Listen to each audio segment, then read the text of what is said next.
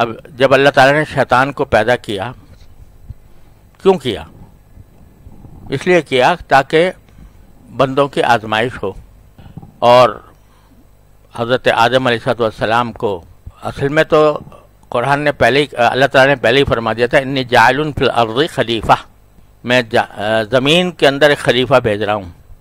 حضرت آدم کو زمین پر بھیجنا تھا نا، لیکن پیدائش کے بعد فوراً نہیں بھیجا، بلکہ پہلے جنت میں رکھا، شیطان سے ان کا مقابلہ کرایا، اور جب شیطان کا کچوکا لگ گیا اور گندم یا جو کچھ بھی چیز تھی وہ کھا لی شیطان کے بہکانے کے نتیجے میں، اور پھر جب ندامت ہوئی اور شرمندگی ہوئی کہ میں نے اللہ تعالیٰ کے حکم کی خلاف ورزی کی ہے، پریشان ہو گئے کہ کیا کروں، یا غلطی تو سرزد ہو گئی مگر اب کیا کروں، کچھ پتہ نہیں تھا کہ کیا کروں۔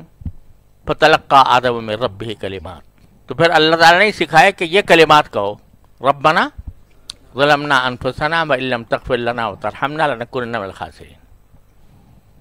تو توبہ اور استغفار کا طریقہ سکھایا، پوری عملی مشق کرائی دنیا میں جانے سے پہلے، کہ جب دنیا میں جاؤ گے تو پھر یہ شیطان تمہارا دشمن ہے، یہ تمہیں پریشان کرے گا، تمہیں بہکائے گا، تمہیں کچوکے لگائے گا، لہذا اس کا سدباب یہ ہے کہ جب کبھی کچوکا لگائے تو یہ کہا کرو، ربنا ظلمنا انفسنا وان لم تغفر لنا وترحمنا لنکونن من الخاسرین۔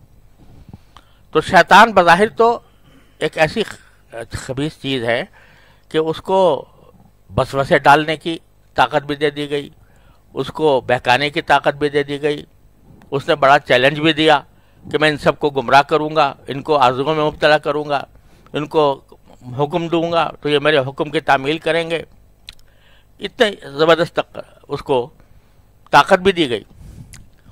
لیکن ساتھ ہی جب زہر پیدا فرمایا تو تریاق بھی ساتھ بتا دیا کہ یہ زہر پیدا کر دیا ہے میں نے تمہارے لیے، لیکن اس زہر کا تریاق اتنا آسان ہے، اتنا آسان ہے کہ اس سے زیادہ آسان کچھ نہیں ہو سکتا۔ وہ تریاق کیا ہے؟ استغفار، کہ یہ تریاق ہے۔ اور بلکہ شیطان کے جو حملے ہیں ان حملوں کے سے پہلے بھی تمہیں ایک ہتھیار دے رہے ہیں اور حملوں کے بعد بھی دے رہے ہیں۔ حملے سے پہلے کیا دے رہے ہیں؟ کہ پناہ مانگتے رہا کرو، انی اعوذ رب انی اعوذ بک من الشیاطین من ہمزات الشیاطین وقل رب ان یحضرون رب ان یحضرون۔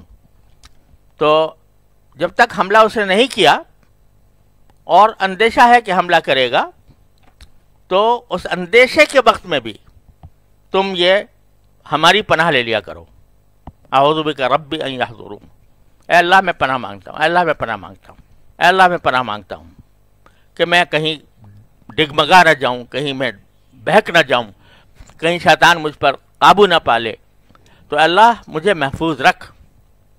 یہ پہلے سے اللہ تبارک و تعالیٰ نے پہلے حملے سے پہلے، کچوکا لگانے سے پہلے دعا کرتے رہو۔